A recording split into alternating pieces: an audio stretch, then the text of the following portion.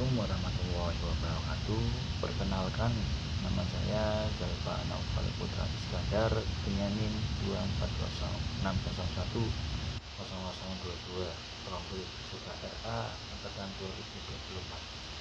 Di sini saya akan mempresentasikan tugas mata kuliah pendidikan anak berkebutuhan khusus dengan tema tunaganda. Baik, yang pertama ada pendahuluan. Apa sih itu anak berkebutuhan khusus?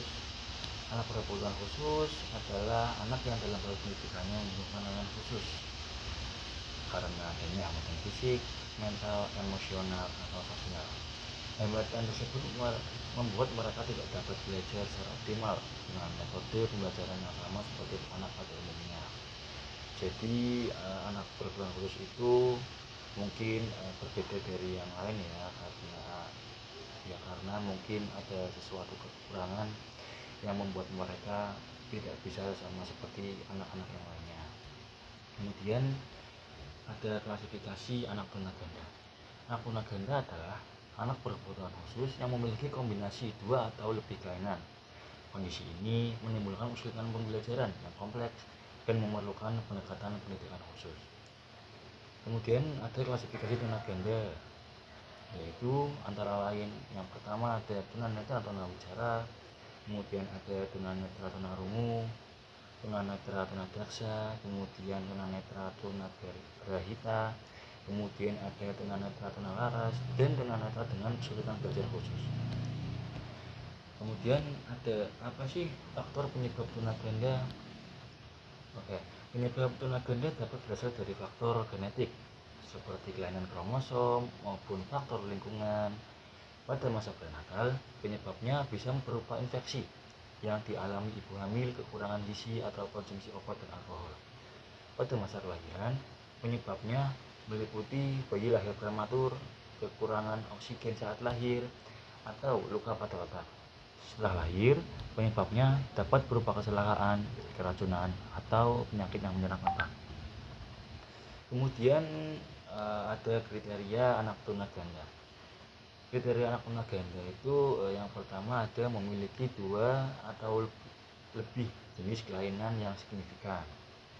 Kemudian yang kedua ada kesulitan dalam berkomunikasi dan berinteraksi sosial. Dan yang ketiga ada kesulitan dalam mengikuti pembelajaran umum. Anak tunaganda memiliki hambatan yang lebih dari satu, baik sensorik, fisik, maupun intelektual. Hambatan ganda ini membuat mereka mengalami kesulitan belajar yang berat.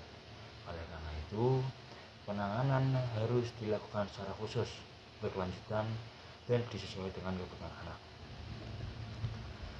Kemudian ada caranya bagaimana penanganan anak tunaganda. Penanganan anak tunaganda dilakukan dengan pendekatan individual yang terintegrasi. Program pendidikan khusus seperti individualized education program sangat penting untuk menyesuaikan pembelajaran.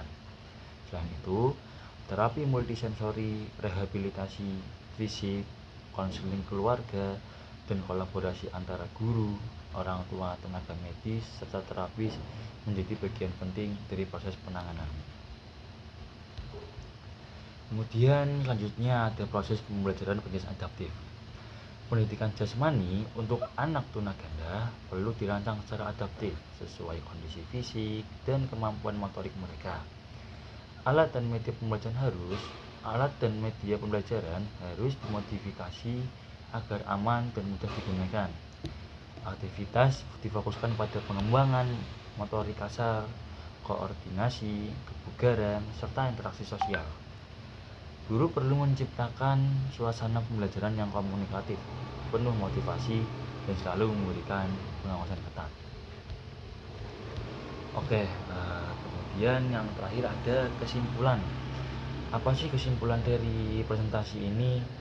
Kesimpulannya, pendidikan bagi anak tunaganda membutuhkan pendekatan menyeluruh, individual, dan adaptif. Setiap anak memiliki kebutuhan yang unik sehingga proses pembelajaran harus fleksibel dan harus penuh kesabaran. Dukungan lingkungan yang aman, media pembelajaran yang sesuai, serta peran guru yang komunikatif dan terlatih sangat penting dalam mendukung perkembangan mereka.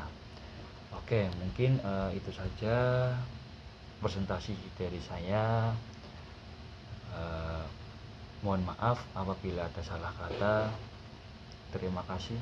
Assalamualaikum warahmatullahi wabarakatuh.